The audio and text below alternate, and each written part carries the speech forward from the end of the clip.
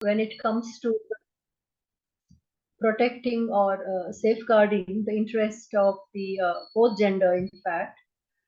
Um, and that is why ultimately we are saying that the access to reservation becomes important, then employment and for political participation, all that, because unless and until there is equality in those spheres, then we will hardly have the what you call that constitutional equality coming into practice at all.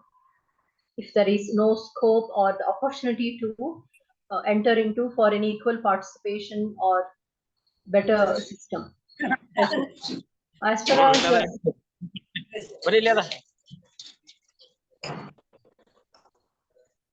education,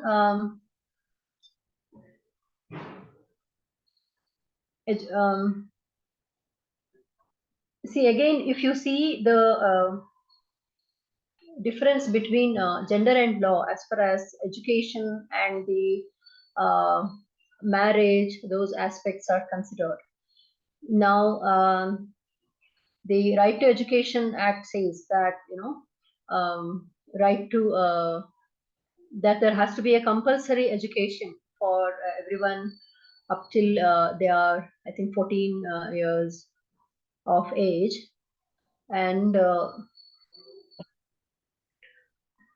there is something called age of consent also, which we will take into consideration if one has to get into the marriage. So age of consent as far as marriage is concerned, it is 18 for a girl and 21 for a boy. There's a discussion to raise the age of marriage for girls to 21, but there is a lot of objections as well against it, saying that practically it becomes impossible because we are already facing a lot of challenges as far as child marriage itself is concerned. We are not able to stop the child marriage, and we may not be successful in raising the age, marriage age for girls to 21, because again the number of child marriage may go up. That's all. Other than that, because it's so, that is why we say that when it comes to bringing reform in the society, the law has to step in very carefully, understanding the ground realities of what is practically viable, what is not, or even when there is a lot of challenges, we have to facilitate for those mitigating circumstances where we can offer some solutions within the law itself, so that the implementation of the law will not be a problem, or it will not become just a paper legislation. That is why it becomes important that even for the right to education to get implemented, child marriage also have to stop completely. And when you give the access to the education system, even the accessibility, the road, the transport system, and the restroom facilities there, everything would matter for a girl child to continue her education. So I mean, every infrastructure, everything matters. It's not just saying there is a right. So the law also has to be very gender sensitive. When it says we are building schools, why don't girls go to school? Why are they dropping out from the school? That means there are many other things we have to take into consideration. That you support girls' childs joining the school by, supporting, giving a free food.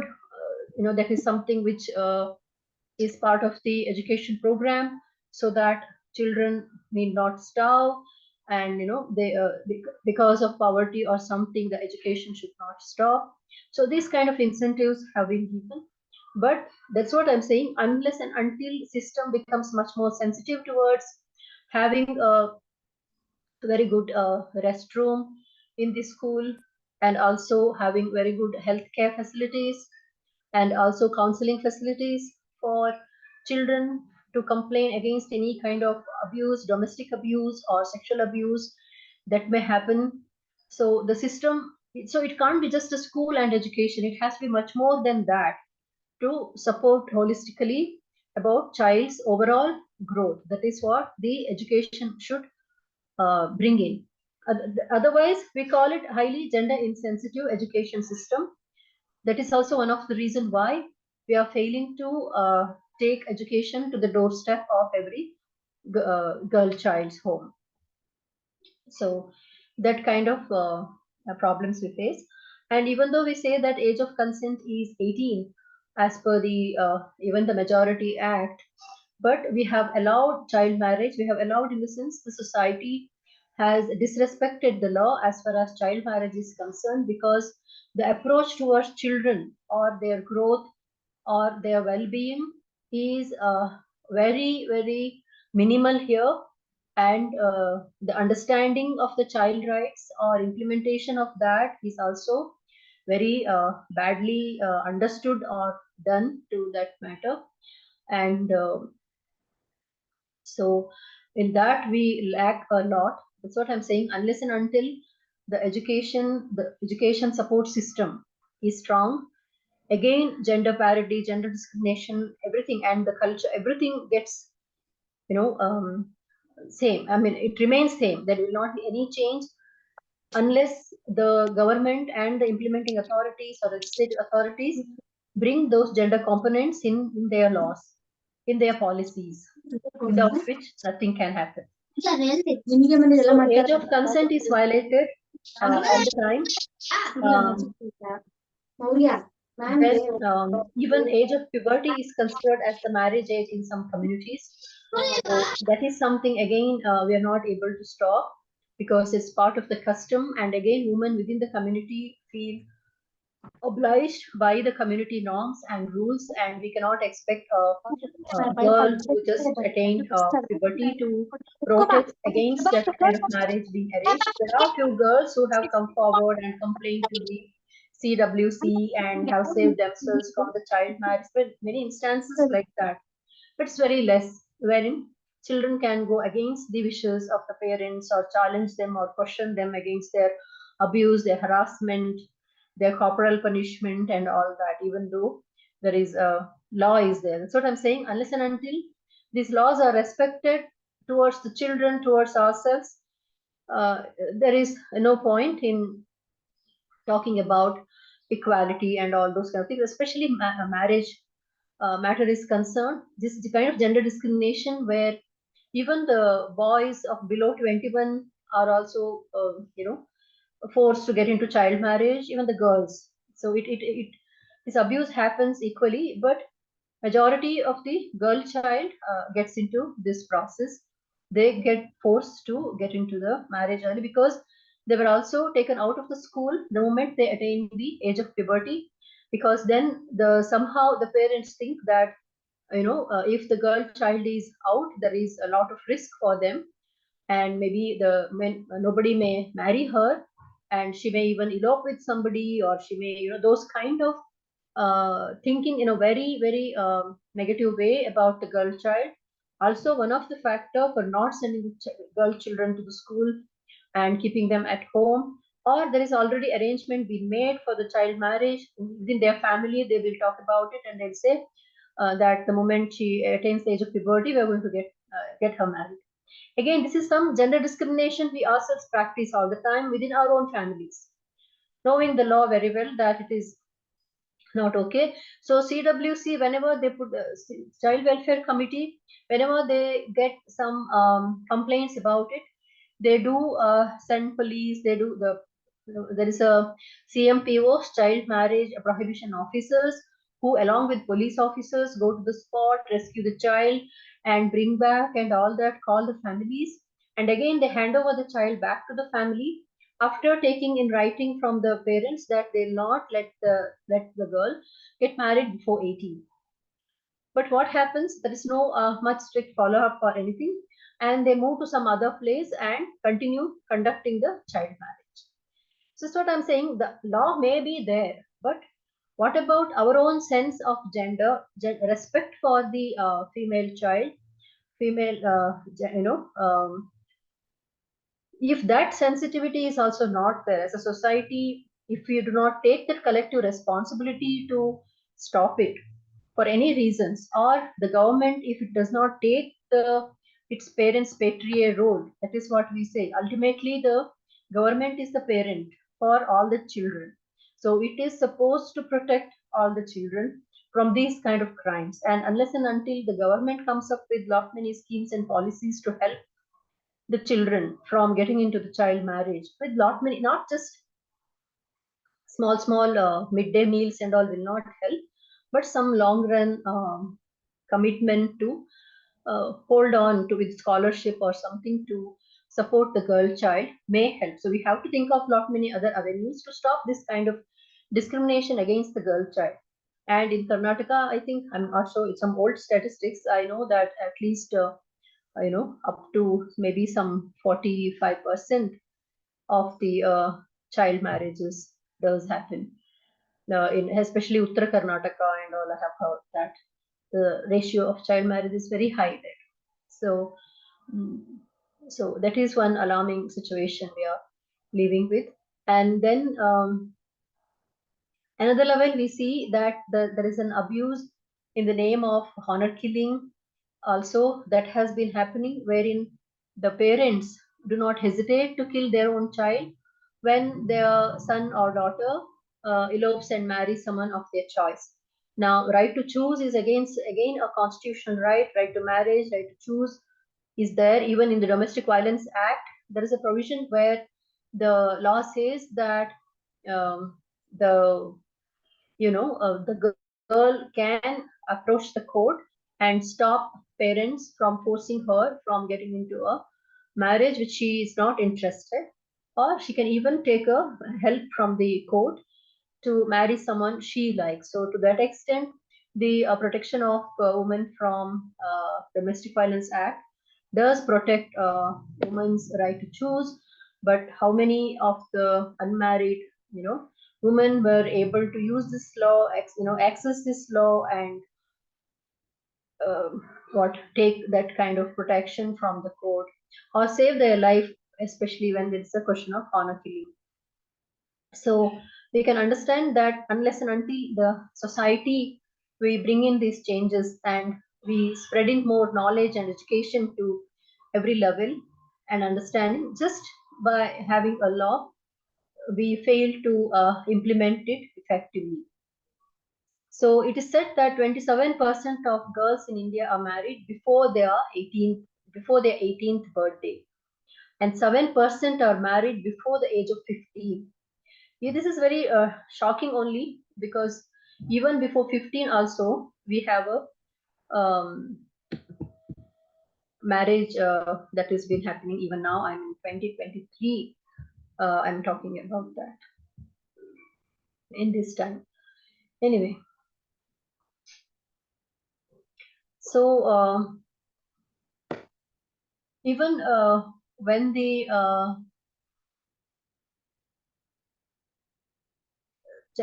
and when you see gender and law in the family atmosphere is concerned, so I already explained about the maintenance concept, how no work, job, all that comes into picture.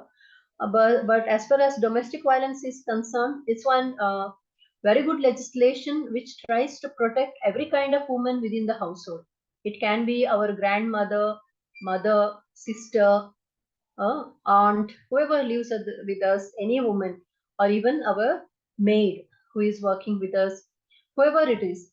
So, who lives with us in a shared household. So, any of these people, if they are abused, neglected, see, it includes even verbal, mental, non-verbal, verbal abuses. So all these kind of abuses are recognized in the Domestic Violence Act, and one can just go to the CDPO, Child Development Project Officer, who is also known as the protection officers, who are appointed all over Karnataka. So one need not go to the police station or lawyer or anything. They can go to the CD protection officers, and with their help, they can ask for protection. So the protection of women from Domestic Violence Act, the main purpose is to protect the woman in a domestic sphere who is living in a shared household, to protect her from any kind of abuse. So It also recognizes the rights of women who are living in a relationship in the nature of marriage. So she need not be really married, but the fact that the lady stays with particular man as his wife is more than enough for her to.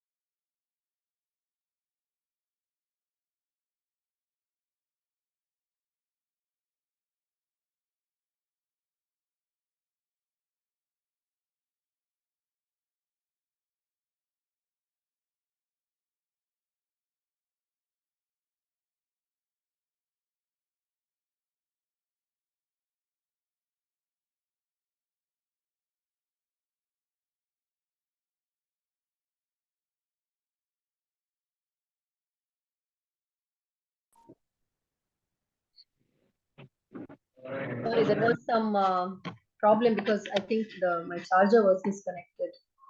Anyway,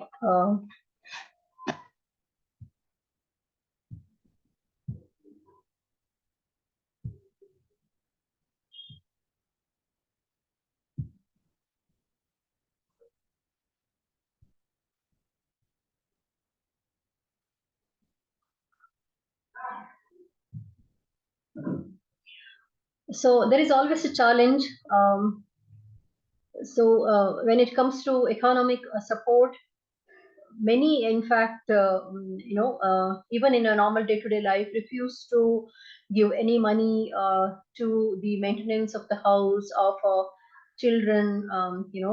So most of the time, wife was left to what raise money for to running the household expenses and to take care of the children and all that. And even after, see, we say that economic independence has brought a lot of what independence to women, and their rights are hardly violated anymore, and they are um, much more capable of managing every situation. But uh, in reality, that is not so. In fact, the domestic violence rate is much higher in the households where women were economically independent, because one is because they speak up about their rights and about the discrimination and all that, and that is something which normally will not be appreciated. So we keep saying that we have to make women empowered, but what I have seen is that the empowered woman who is well educated, who wants to protect her interest, family interest, or whatever, so they were not appreciated at all. When they question any kind of gender discrimination, they were the one who end up being abused much more than before, and it is not valued at all, and she'll be called as someone who is what who answers back, who raises unnecessary questions, who talks back, who creates problem at home. She doesn't know how to respect elders. She speaks up, but we are not ready to analyze and understand whether someone is talking is constitutionally making sense and whether we have to value it or not. But every home has its own discriminatory ways of functioning, which they think it is okay, it is that is legally all right, but actually that is not so, and we are not ready to change. And that's what I'm saying. This gender sensitivity should also extend to the level of gender discrimination that we practice. Then only we understand that what is who is going wrong where and why, and this information of gender and gender roles and the patriarchy and the attitudes we carry, this kind of analysis will only help us understand how gendered we are, how our way of thinking is against the law of the land, and how our behavior is and our attitudes are against the law. So when unless and until we understand that and we change according to the requirement of the being a better human or understanding constitutional values and gender and raising a gender sensitivity within us, it becomes very difficult for law alone to implement or give the remedy the women want. So whenever there is a domestic violence or woman requires some economic support and she comes to court, she hardly, in fact, gets any kind of support. And then why? Because again, the implementing agencies, including the judges who are sitting there, I mean, they are also do not seriously think that okay, this woman has finally taken courage to come before me and ask for justice. But every step, whether it is through mediation or to the court, everywhere, women were repeatedly advised, told to take back the case and go back to the family and live together. This happens everywhere. So what? You are earning, so whatever little money you have, you should be able to manage the house. So why you want to break the family? So ultimately, who questions injustice will be labeled as someone who is breaking the family. Who raises their voice is someone who is being a bad woman. Who is somebody who is breaking Indian values, Indian ethos, Indian cultures. So those women who are empowered, who are educated, who are refusing to adjust with the violence, with the any kind of gender-based violence, were considered as someone who is bad. So they say, okay, so then ultimately they'll blame the education system itself. So we are educating all the girls, they are getting educated, they are getting job and they are getting empowered. And so all this is creating a problem.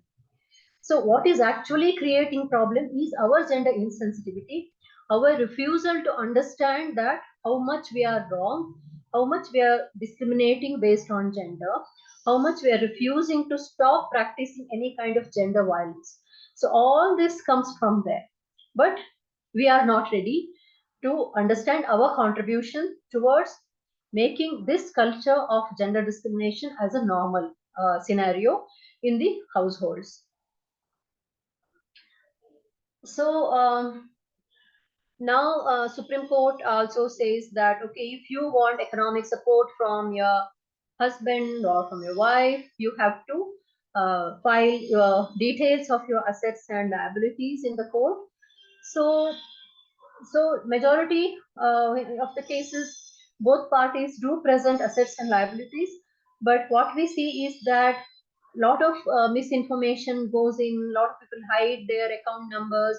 Nobody submits anything or fairly. No one wants to tell truth before the court.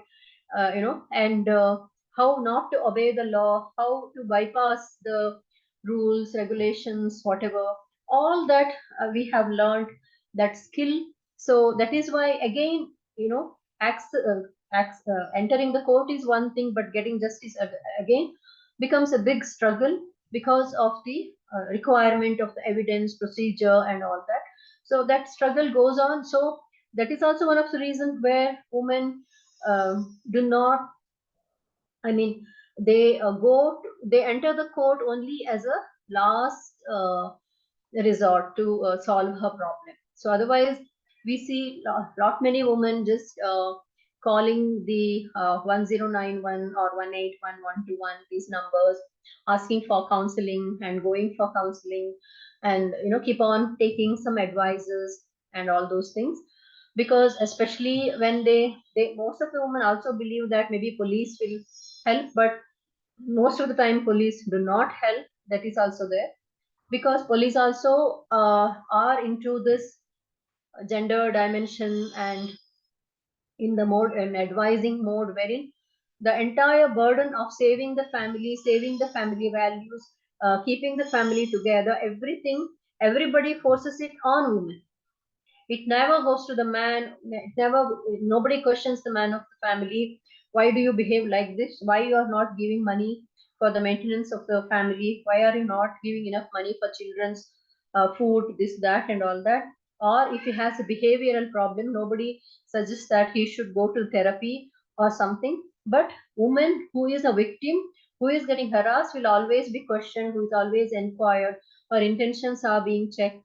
She is questioned 10 times, or her own intentions are being doubted, and she's always advised to not to raise her voice. Now this is kind of a culture we have developed all around. It comes from again the perspective of the notions of gender roles within the family, that we think, oh yes, it is the woman's responsibility, that she has to go through counseling. If even though husband is bad, he is beating, he is mentally torturing her, whatever it is, we send her for counseling, whereas the real culprit will never get any kind of compulsion to attend to behavioral therapy or counseling or anything of that sort. So even when we give remedy to people, remedy to the problems, so we will not we will not direct it towards the person who is creating the problem. So we will again try to correct the person who is going through the problem, so that she adjusts with the problem in a much more better way, in much more with much more mental stability. But ultimately, what is happening is that wherever, in whichever state you take, wherever there is a lot of gender discrimination or gender-based violence on women, all the mental health homes were filled with these kind of women. And if you go to state home for women, whether in Karnataka or whether in North India, wherever, you can see that it is filled with women who have mental illness. And all this is caused because after they have gone through continuous domestic violence, and nobody is there to support them, and sometimes they were just left in the road, and then these police officers, somebody will rescue them and put them in those homes. And the many women even today who are living in that home despite having their own family, because family do not want to take them back, and they have of course played a very good role in making them mentally ill, and then they refuse to take them back. And so this is re-victimizing the victim. So she becomes confined, her life becomes confined in the shelter home for lifelong. Now this is the ultimate disaster which women go through when their violence is not noticed, when they do not get any support from the family members. See, the especially when women go for love marriage, what we see is that she becomes highly vulnerable for violence, because her parents themselves have refused to support her.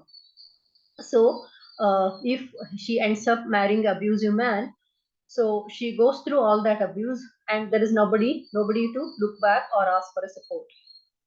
That is, those are the instances where the chances of her being mentally ill or being abandoning that matrimonial home and leaving and just going away somewhere to save herself and not able to handle her own life later, the consequences of these kind of things will be very higher in those kind of relationships where women are highly vulnerable. But this is a very common scenario where ultimately, because they refuse to take the responsibility for these domestic violence, And the state also do not put a lot of responsibility on men, on their behavioral within the domestic sphere, and doesn't make it compulsory for them to attend to the counseling and attend to, listen or go through the counseling or any kind of process. So every remedy revolves around women, and that does not work, because it's a one-sided effort, which of course will not work. So there is some change that has to come in. If we really think that yes, all of us have a problem, all of us need to work on that, but we are not ready because we are all. But that's what I'm saying. The system places man in a higher pedestal, thinks that the masculine one do not need any kind of counseling or uh, treatment for his mental illness, and they focus only on women. That is why half of the because of this kind of gender notions and this kind of support system where it is always around women alone, that we are not able to solve many of the issues. So that's what I'm saying. This gender norms percolating to the law and to the state projects and the institutions everywhere, so much so that we go blind about bringing equality, bringing justice, and all that. So it ultimately affects everything. That is why understanding gender in that perspective becomes very, very important. With that lens, we will get a clear answer. Why is this happening here? Why is that happening here? Everything starts from here. That is the thing.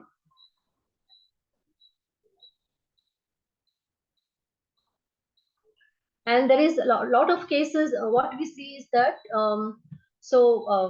there's a second marriage which is permitted among Muslims, that he can marry up to 4 wives. But what the study shows is that more than Muslims, it's the Hindu men who go for second marriage.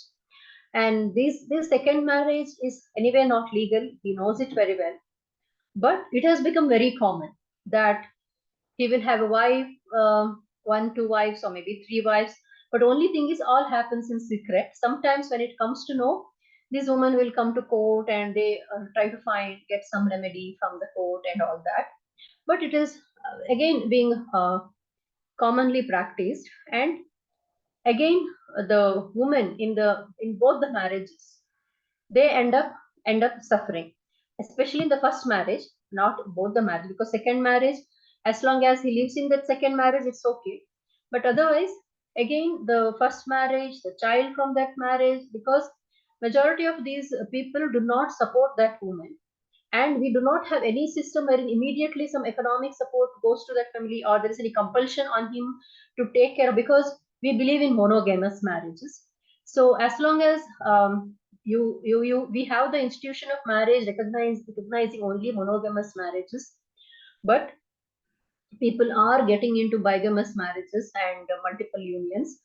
What is happening is that the the responsibility part of, we are not able to impose responsibility on those men who go for these multiple relationships and marriages and all that. Domestic violence act, to some extent, that is what it tries to do, that these when there is a relationship in the nature of marriage, it calls like that. To some extent, they bring in the live-in relationship also, if it falls within the component of a relationship in the nature of marriage. And then they try to protect these women who got into this kind of relationship also. So that is why, so it becomes very important that instead of just bringing a law that Hindu families should be monogamous, that Hindus will not remain monogamous with a single marriage, because prior to 1954, that is when the legislation came in, Hindus practiced not bigamous, they married 2 or 3 wives or more than that. I mean, that was very common for all the humans in the country, all the religion people who are following it. So everyone followed that. So that is what I'm trying to say, that by law alone, we cannot undo anything. So now, by bringing this law, what happened is that women became more vulnerable. Those who got into second marriage, those who got into marriage and their husband got into second marriage, the first marriage and the wife there and the children there, got affected. There were many families wherein now also we know that there are multiple marriages and they're all living happily. That instance is also there. But what I'm saying, legally, there is no status for the second wife. Children, there are status. Children's rights are protected. But second wife, third wife, fourth wife, or someone mistress, whoever it is, they have no status. And in the sense, not just status, I'm saying legal rights are concerned. So only now, because of this Protection of Women from Domestic Violence Act, at least some woman can claim that she is into a relationship in the nature of marriage and she can claim some rights. But then again, because of these laws, ultimately women were getting affected. Their rights are getting affected. So that, and what I'm saying is that unless and until we prepare the society, make the society understand and follow why it is bad to discriminate against women, or when you go for multiple marriages or relationships, neglecting your own wife and children who under the institution of marriage trust you, believe you, and come to you. If you do all these kind of things, how we make a woman destitute end of the day and children homeless, or children with no good education, no good economic support, economic background, nothing. It affects the society ultimately. So it has a long lasting effect if we do not understand these kind of things and just blindly bring the law saying that yes, Hindus will have only one wife. So then the same law should have had a clause that if there is a second wife, this responsibility, the responsibility towards first wife, and that still remains. And something wherein that for each and everything we are supposed to run to the court. Why should we run to the court when we are into the institutions? There has to be some system immediately executable through the police station that he should give some financial support immediately. For that we have filed a case and argue for years together. And what is she supposed to eat for 2 3 years, and how is she supposed to get money to even to come to court, spend for her own food and for shelter and for all that? Nobody is thinking about all that. So that is why I'm saying access becomes so difficult, because the system doesn't support immediately these women who were left nowhere, who were so it becomes easy even to dump the woman or just leave her somewhere and just disappear, because we have no system which goes to her protection in a real sense that would help her.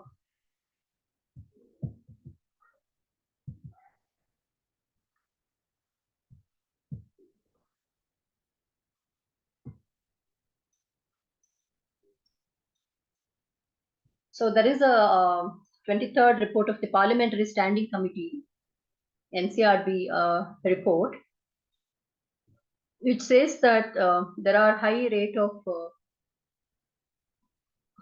dowry death and also dowry related incidents. And there are also cases where court, one is that the incidence of violence is going higher, and there is and then there are incidences where women's privacy or right to live with dignity, all that is being violated. That is also has been observed by the court, saying that the virginity test is an infringement of the dignity of women. There are poor people who get into the HIV test, virginity test, and all these kind of things, which again is a very, very about gender-based abuse of a woman and her dignity or her privacy. And another thing is that uh, so live-in relationship, the considering that as a, or protecting the women who are in a live-in relationship, that is and also considering children born from that kind of live-in relationship as legitimate, and protecting the safeguarding the rights of the children, and also that woman as far as her right to residence and economic support or maintenance is concerned, to that extent that kind of support is given. But then that NCRB report, standing committee report, I have put it only to show that the incidents are increasing day by day. That's the only reason. So these are all constitutional articles which talks about sex discrimination, saying that we have to strive towards equality, right to equality under Article 14 of the Constitution. Towards that, unless and until we bring a policy. See, Article 39, 42, 50 all talks about the policies that we have to bring in to stop these kind of discrimination, including maternity benefits. Maternity Benefit Act is there, but if you see the implementation, it's very, very bad, poor, and weak implementation of that act. Nobody, will not. Many do not let these women continue in their job, especially in garment industry and those kind of places, industries where women were not allowed to work for longer period because they have to be given some PF benefits and all that. So they were told to resign from the job and then they go back and rejoin so that they need not give her any kind of benefits. So these kind of politics are being played with these women. So equal pay for equal work, remains as a distant dream for these women. So there is no maternity relief. There is no equal pay for equal work. There are derogatory practices which Article 51A talks about, and there is even a reservation in panchayats and municipalities. Now we have brought that reservation policy. Again, the question is how far women will be allowed to participate in the in running the panchayat, town municipality, and all that, because again it is dominated by men, and even women may enter there, but they were hardly allowed to function. They were controlled by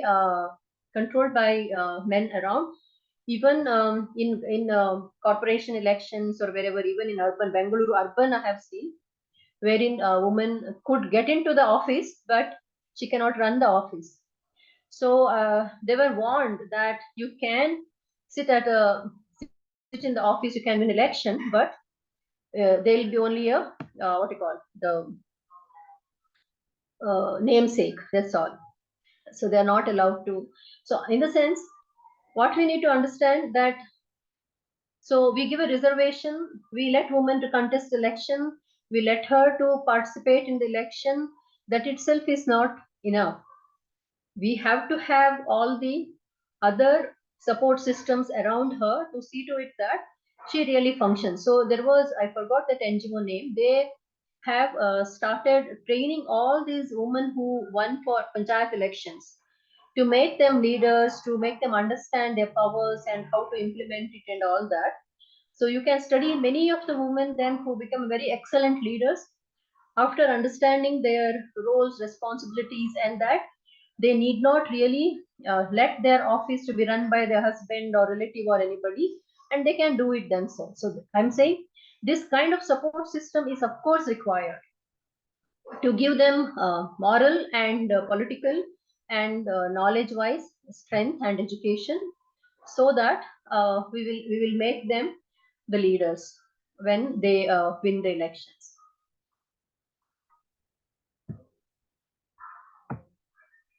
So another which is very maybe you all have gone through the training on the sexual harassment at workplace and all that law. So what we have seen, again the gender component, if you see, um, so why this law has come is, again it is to save the constitutional rights of the woman. What rights? One is equal opportunity in employment. Now, the moment there is we ignore the sexual harassment in office, women will withdraw themselves from functioning in the office level. And many offices, people are using sexual harassment as a tool to make the woman resign from her office and leave the job.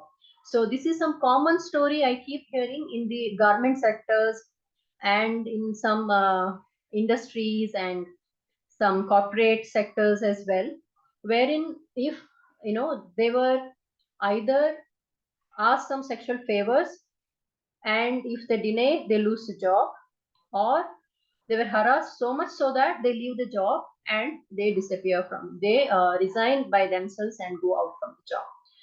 So why? So unless and until this law is taken seriously and implemented, our equal opportunity in employment will remain a distant dream, where many of the companies, many of the institutions, sports education academies, sports authorities are ignoring this law. Left, right, center, they are ignoring. Now, the scenario is that everybody has constituted the internal complaint committee, but nobody is implementing the law. Implementing in the sense, paperwork is there. There is a committee on paper, but those committees never meet. No training is given to anybody, no orientation or training is given to the committee members as to how to conduct the investigation when any cases are reported. Nothing is being done. So every paperwork. That is what I am saying. Only companies or the institutions with this gender sensitivity will understand the value of this act, that it will create equal opportunity in employment, that it also supports right to life for women, also right to do work or business for women, which it's her constitutional right, and also her right to move for a job, settle in some other state, work there, all those kind of constitutional rights. So that will protect if we support this law. But what is happening is that we first of all do not let them go for work. Then if it is a night shift, then she was not allowed to work in the night shift, saying it is danger, even though the court repeatedly saying that you cannot restrain anyone from going for work. Only thing is you have to give in the circumstances where people can stay safely and work. That is the constitutional responsibility of all the companies and institutions.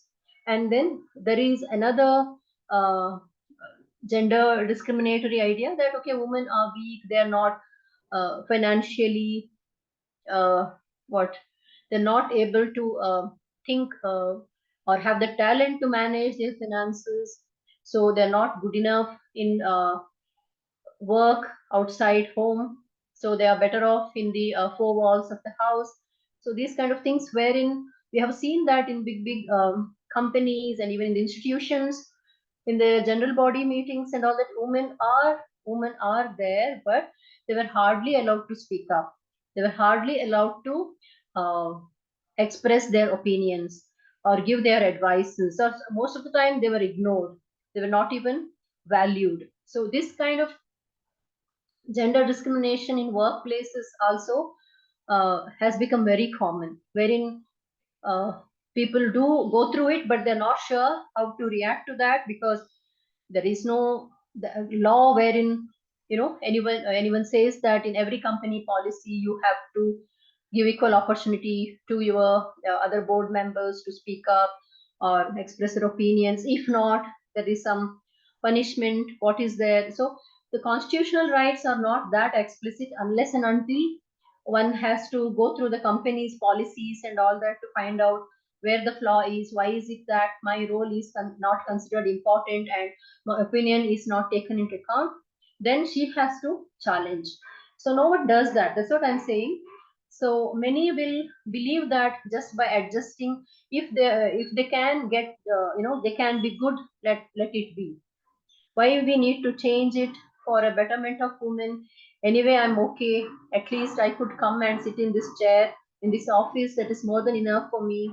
Why should I bother? So most of us have this kind of attitude, where we feel that there is no need to set right the system. So ultimately what happens if we ignore this kind of gender discrimination and treatment, we will only carry forward this kind of discriminatory society, which this story will never end. So we'll keep listening to this, we keep repeating these kind of actions, but nothing is being done because we both, all of us, the men and women who want to fight against gender discrimination on both of them face, collectively they should work together. Then some change may come, but not otherwise, because those who are in a authoritative position or CEO of the company or people like that, unless and until they are gender sensitive to understand these kind of things or appreciate if someone raises their voice against these kind of things and set right the system, nothing is going to change. It will remain as it is. So this law started with, so the photo I am showing is of Babri Devi's. So it all started with Babri Devi's story, but we can understand Babri Devi story also depicts about the poverty and the rural places and the way they treat women and how poor, vulnerable, lower caste, and female. So see the multiple discrimination that woman goes through there. So all that she has faced together. So for such kind of woman, unless and until there was a journalist who was raising his voice and some NGOs becoming her voice, people like Babri Devi, I'm sure there are much more women like her. Day to day, they go through these kind of harassment, but no voice for them because we do not want to hear them. We do not respect these natural human rights that they um, have in them. So that is the problem. So that's what I'm saying. So this kind of discrimination gets influenced by the caste, the place where they live, the work they do, all those things, and how the practice of discrimination becomes much easier because of their position in their life. Position is in social status and everything.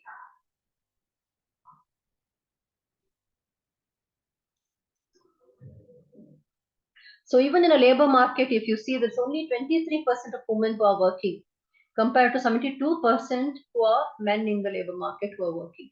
So nearly 50% gap when it comes to employment, women being in employment.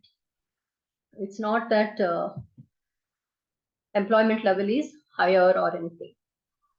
So, and as far as agricultural property is concerned,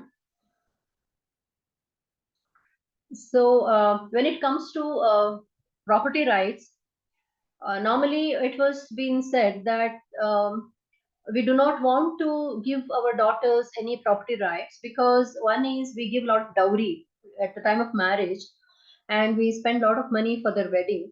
So they should not ask for dowry because whatever she's entitled is given as a dowry to her, in the sense including the marriage expense and the tali, whatever she takes, the clothings, everything.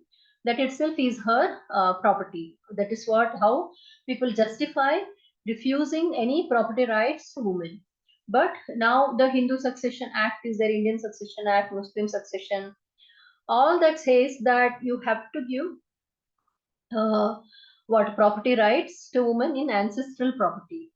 So whether it is agricultural property, whatever type of nature of the property may be, it's only in the ancestral property that both girl and boy can claim equal rights, but not in the self-acquired property. Now it's only the Muslim law which protects the rights in the self-acquired property of their parents, because it says they cannot bequeath more than one third of the share. More than one third of the share they can't give to anybody. But as a Hindu and as a Christian, there is no such clause wherein people with the self-acquired property can just give it to anybody, can dispose it off whenever, whatever they feel like. So, as far as property rights or ownership over the property is concerned, the rights of women are very weak, and we are not recognizing. I already told that matrimonial property as such. So that is why women, in reality, have no property rights, whether in her parents' house or in the husband's house. But when it comes to ancestral property, the right is there, but women were always told to what to surrender her rights. In the sense, she was told to give up her rights, and some the surrender deed is no, it is called um, uh, yeah. So she'll give up her right by signing a deed, and then that is being used by the male child to take it over entirely by themselves without giving any property or equivalent of some money towards that.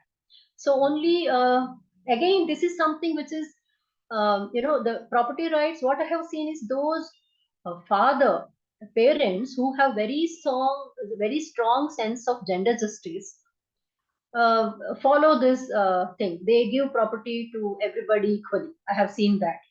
So if these men who hold property have this gender sensitivity and stand for their daughters' rights, then nobody can affect the daughters' rights. But when they strongly believe that anyway, I got this girl married, she's well settled, why should I give any property? Her husband properties, her properties, all dialogues they keep saying, and they refuse giving any kind of property to the woman, to the daughter, then it becomes highly gender discrimination only. But then we have also the people who are saying that there are families who are very little property and the son will have to leave also. So daughter anyway has her house. Why should they be given the rights and all those kind of things? So for all these kind of justification, the only answer is you are violating the law. You are not respecting the right to equality. That is the only answer. So there is a lot of study done by Veena Agarwal, and she has her book is also there on property rights. Very beautifully written book, and in fact, she says that after this amendment, Succession Act, Hindu Succession Act amendment, it gives women equal rights with men in the ownership and inheritance property, in particular agricultural land. But her study shows that majority of the women, though work in the land, the ownership hardly any of them enjoy. They do not get the ownership rights over the property. So she's a there are some cases which I have just two cases I have mentioned here. So so majority of the cases, what these sisters do who got married and all that, they go back, they are ready to give in writing that they are surrendering their right. So there is something called hak tyag. So I am giving up on my right. So many of them give up their rights for their brother's sake, because ultimately they say that we want to go back to the place where our parents live. So the moment we ask property, our brother, our relationship with our brother becomes bad. So we don't want that. So we normally give up those rights. We are ready to sign whatever documents they want, and we'll just sign it because relationship is important. So this shows that how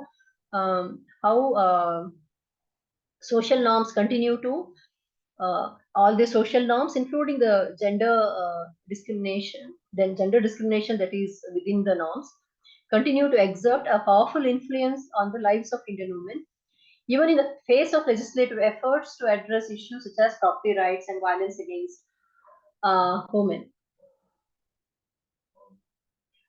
So that is why we are saying that we have made significant strides in enacting laws to protect women. We have every law you talk about, but the effective implementation of these laws remains a challenge, because our women do not want to question, our women do not want to claim, because they were feared of losing the relationship.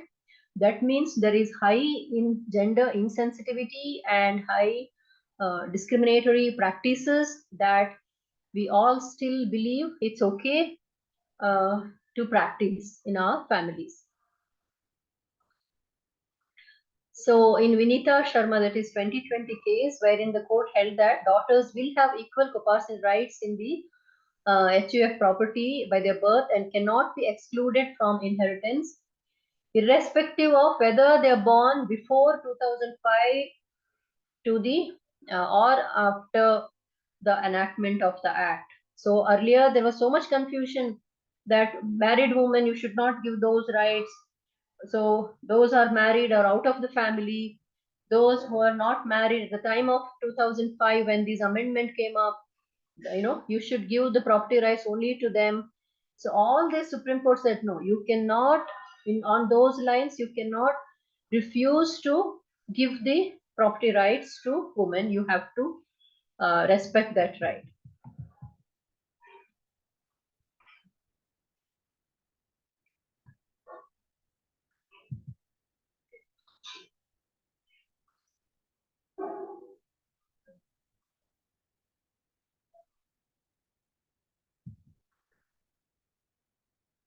Anyway, any questions if anyone wants to ask? Because what I have written is some general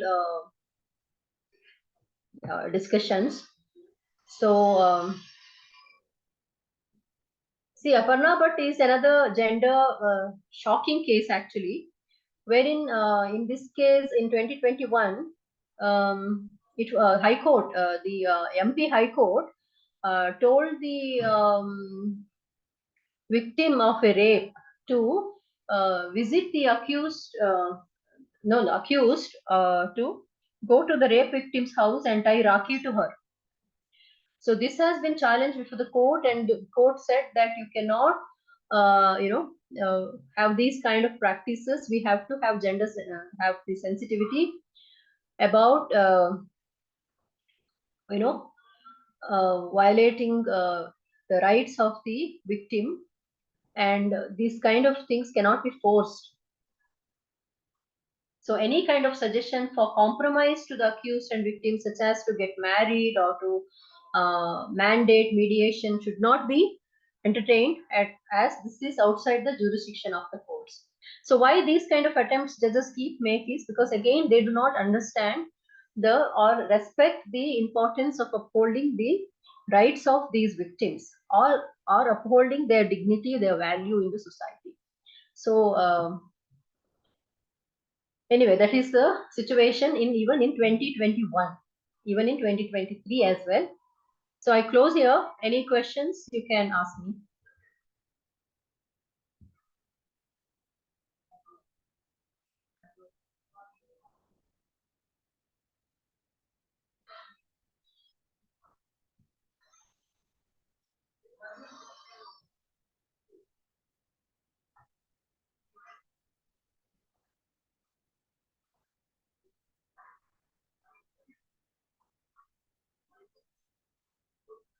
So anything confusing or any clarity you need, or if I have spoken something, if you are disagree, we can have a discussion, no problem. Or any other issue which you feel that I have not talked about, we can discuss. You can ask questions.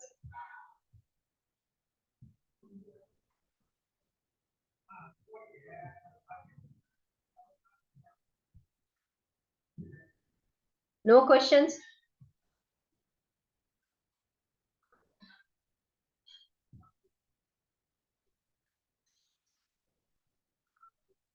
So stop thinking that people may ask questions and I should give the opportunity to ask questions. No questions, madam. Your delivery is very clear. Okay. Thank you. No doubt, ma'am. Okay. Thank you so much. Thank you, madam. Thanks. Actually, there are questions, but these questions are to be, because laws are there. But the implementation and understanding those laws are in my favor is also individual's responsibility. So somewhere I think we get stuck in those places. Yes, true. You mean we do not put complete effort as well?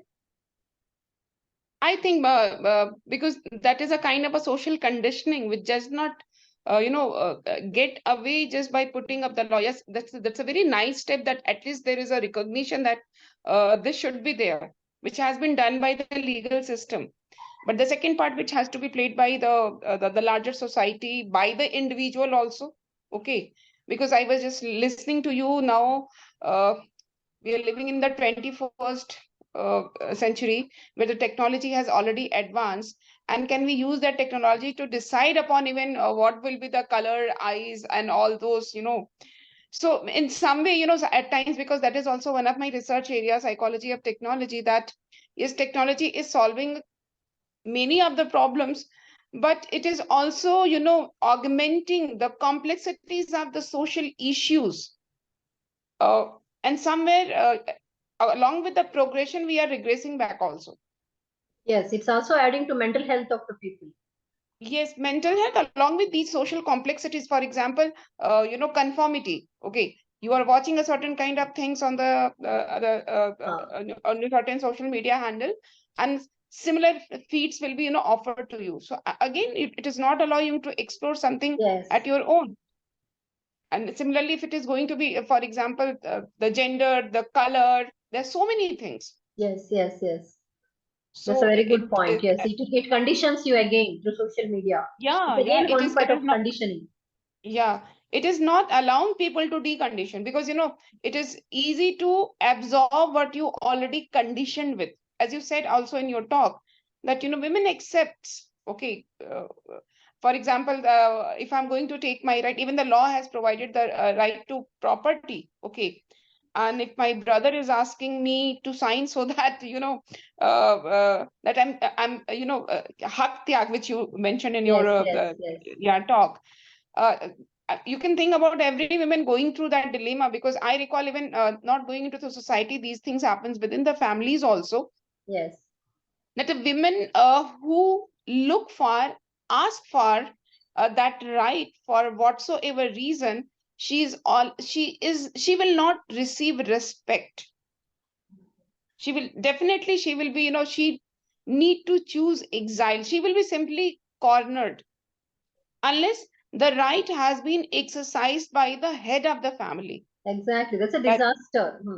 yeah, so it has to be chosen, because in some of the in the morning talk we were talking about the women and mental health.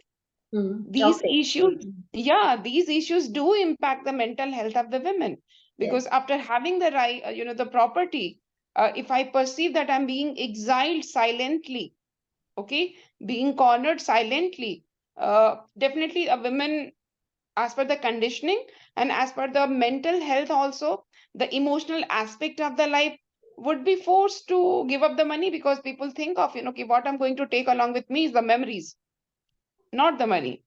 So yes, yes. that conditioning, deconditioning, there are different layers, and I think gradually we can only remove it. That's what only this gender sensitivity can change. That's why it's very Yeah, important. I'm saying everywhere. very, very, very important. Yes, And yes, practicing also, because if we start practicing it at this very smaller scale also, this will make you empowered, because it will ask you a lot of mental strength to practice it in your personal realm. Forget about the social realm actually. So that is the thing, yes, because yes. I was also reading a few pages of the book that you forwarded. Okay, what are the preferred nomenclature of the women, because we also know that the women who want to exercise the property right, certain names has to be given, is being, she's being name called actually. That's really sad, but yes. Hmm. And those nomenclature should be there also. We should add something new. Yes. Yes, ma'am, because I was going to, because a word contains a lot of meaning. We all know. So that is also a nice initiative. At least that we're trying to neutralize it. That's a Yes. connotation. Thank you, ma'am. Yes. Good, good. Thank you. I learned a lot. Thanks. So we can close if there is no more questions.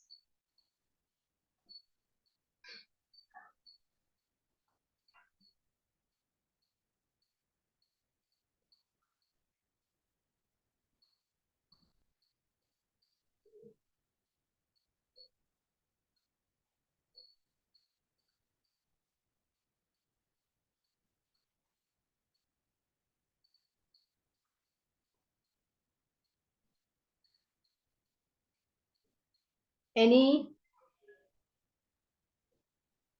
questions, or we close?